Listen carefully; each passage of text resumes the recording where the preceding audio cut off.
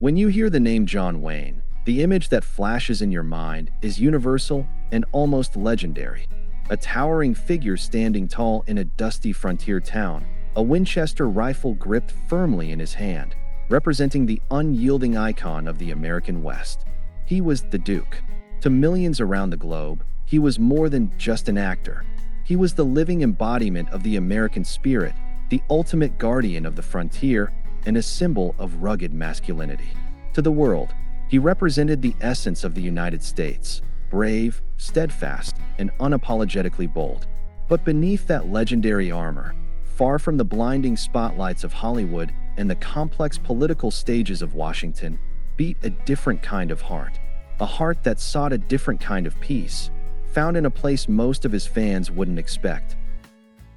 Today, we are exploring the most intimate and profound secret of John Wayne's life, a side of him that is rarely discussed in history books or mainstream movie documentaries.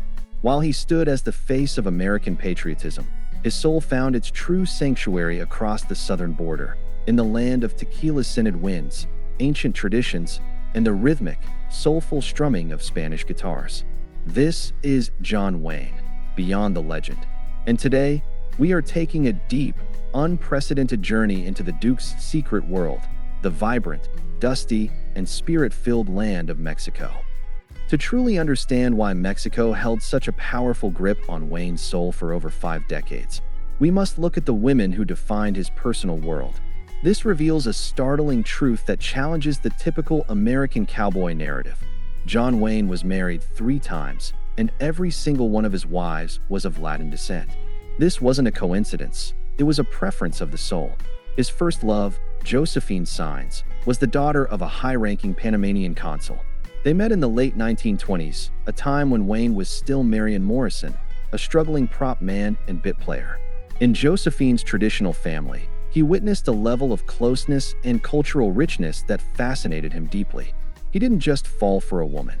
He fell for a culture that valued honor, heritage, and family above all else. However, as his stardom exploded, the pressures of Hollywood began to tear at the seams of their marriage. Yet, his heart remained anchored in the South. His second marriage to Esperanza Chata Bauer, a fiery former Mexican actress, was a turbulent, passionate, and often explosive affair that kept him deeply tied to the elite social circles of Mexico City and Acapulco. Their arguments were legendary, but so was their passion for the Mexican way of life. And finally, there was Pilar Pallit, the Peruvian beauty who stayed by his side through his toughest battles with health and age. Why did his heart consistently drift south of the border? Because for the Duke, Latin women represented a grounded reality and a fierce, traditional loyalty that the superficial, fame-hungry socialites of Hollywood had long forgotten. In these women, he didn't just find romance. He found a profound connection to a world built on heritage and a zest for life that transcended the cold, calculated machinery of the film industry. But Mexico was more than just the women in his life. It was his ultimate psychological escape from the overwhelming persona of John Wayne. While Hollywood made him a global star, the Mexican desert made him a free man. At the absolute height of his fame, when he was the #1 box office attraction on the planet, Wayne was famous for disappearing for weeks, sometimes months, at a time. The Hollywood press would speculate wildly about his whereabouts, but the truth was much simpler. He had headed south. He would retreat to his secret ranch in the wilds of Chihuahua or his favorite oceanside haunts in Acapulco, where he owned a famous hotel with his friends. In these places, the heavy, suffocating mantle of the Duke was stripped away. He wasn't the man who had to save the girl, win the war, or uphold the American flag. He was simply El Duque. He traded his expensive, tailored Hollywood suits for the worn, salt-stained, and dusty clothes of a simple rancher. He would spend hours sitting in the dirt with local vaqueros, men who didn't care about his Oscar nominations, his political views, or his massive bank account. They played dominoes for hours under the scorching sun, sharing raw stories that had absolutely nothing to do with movie sets or scripts. Wayne drank the strongest local tequilas and spoke Spanish with a rough, gravelly, but genuine fluency that earned him the respect of the locals. He once told a close confidant that in Mexico, time isn't an enemy to be fought, managed, or beaten, It is a friend to be savored over a slow, home-cooked meal and a long, honest conversation. It was here, among the cacti, the blistering heat, and the humble, hard-working people of the desert, that he could finally breathe without the crushing weight of being a global icon. This deep-seated passion for Southern culture eventually bled into his professional life, shaping the very way he approached the craft of filmmaking. One of the most significant and often unsung friendships in the history of Hollywood was the unbreakable bond between Wayne and the legendary Mexican actor Pedro Armendariz. Their relationship was forged in mutual respect and a shared love for the rugged honesty of the silver screen. When they worked together on masterpieces like The Three Godfathers and The Fugitive, Wayne didn't treat the Mexican cast and crew as secondary or background players. He championed them at every turn. He admired their incredible work ethic and viewed the Mexican stuntmen and actors as true caballeros, gentlemen of the highest order.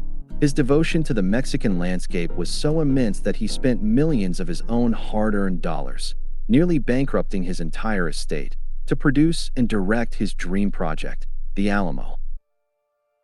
He insisted on capturing the absolute authenticity of the struggle, and he made sure the Mexican army wasn't portrayed as nameless, faceless villains, but as honorable, courageous soldiers fighting for their own sovereign nation and their own ideals.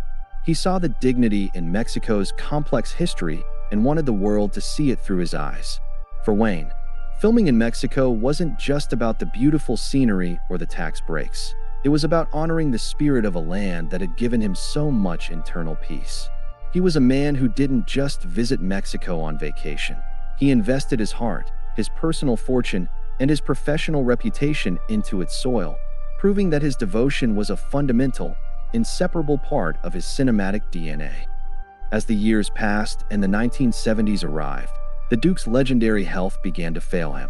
Even as he battled the Big C, his personal term for the cancer that would eventually claim his life, his thoughts and his gaze often turned toward the south. In his final days, when the lights were dimming on his incredible career, he looked back on his life not with regret for the battles he lost in the boardrooms of Hollywood, but with a deep, aching nostalgia for the sunsets over the Mexican horizon. John Wayne died in 1979 as the ultimate American hero, a man whose funeral stopped a nation. But he left behind a secret request that spoke volumes about his true, hidden identity. He wanted his tombstone to bear a specific, powerful Mexican phrase, Feo, Fuerte y Formal. When translated, it means ugly, strong, and dignified. To the casual observer or the modern critic, it might seem like a simple piece of cowboy wit. But in the heart of Mexico, it is the highest honor a man can ever receive. It describes a man who is true to his word, unshakable in his principles, and entirely comfortable in his own skin, regardless of the world's opinion. Perhaps that is the ultimate key to understanding the man behind the massive myth. He had the face of an American legend, but he possessed the soul of a Mexican vaquero. He found his true home and his truest self in a land that wasn't his by birth, but was undeniably his by heart. His legacy is not just one of Western movies, but of a man who found beauty and brotherhood across the border. Thank you for joining us for this deep dive into the hidden life of the Duke. We'll see you in the next chapter of Beyond the Legend, as we continue to uncover the real man behind the silver screen shadow.